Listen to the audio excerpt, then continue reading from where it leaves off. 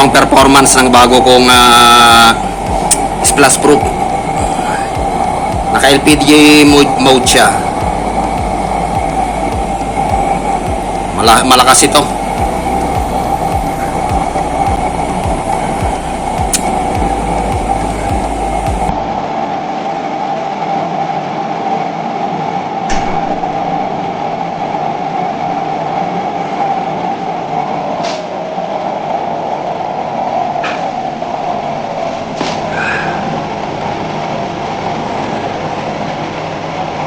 Mahangin. Yan, napapali yung apoy natin eh.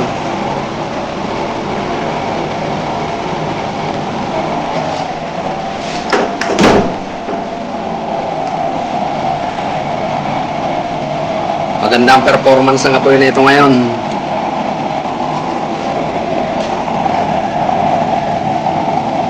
Ang ganda ng kulay ng apoy.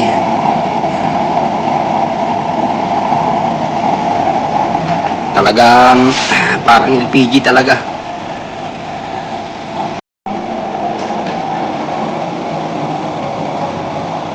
Hindi lang makalapit kasi masyado mainit. Heavy duty kasi ito. Ang size ng kanyang chamber, 16 1/2 ang kanyang inside diameter. Then yung pinaka-chamber mismo natin, ang taas niyan, ano lang, 3 inches. Medyo pinabababa ko na ngayon yung aking mga chamber. Dati matataas, ngayon okay naman pala yung ganyan lang katataas. 3 inches lang ang taas niyan. Tapos ang inside diameter ay 6 1/2 inches. Ang ganda ng pirada na ito. Hindi pa tapos ang tangke na ito. Gagabit ko pa, gagawa ko pa ng tangke ito.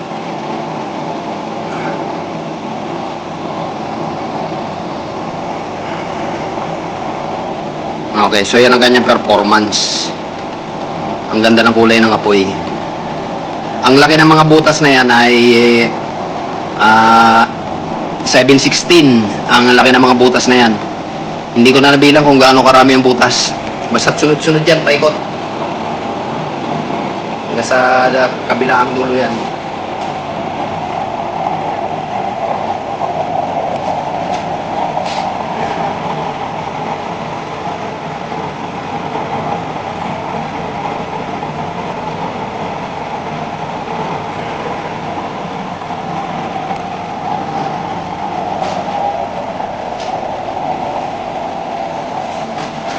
Yan ay pinuno ko na ng tubig, oh.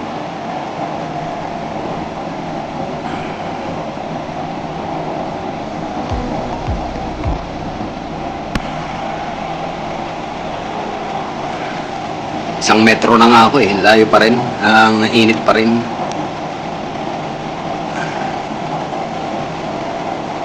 Lampasan sa ating kaserola yung apoy.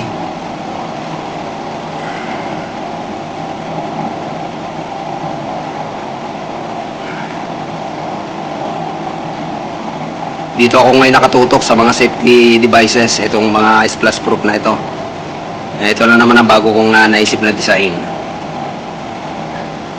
Titignan ko kung effective yung nasa isip ko.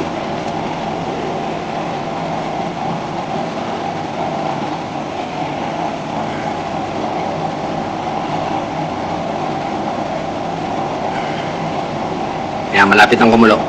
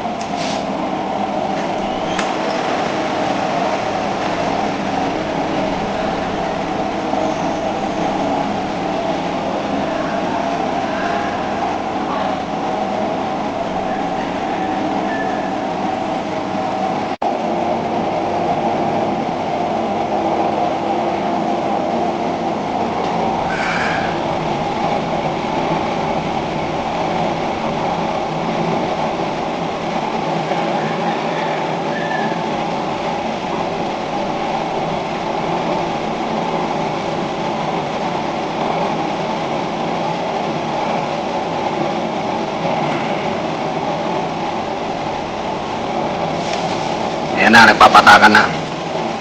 Ayan na, nagbabasa na yung ating ilalim.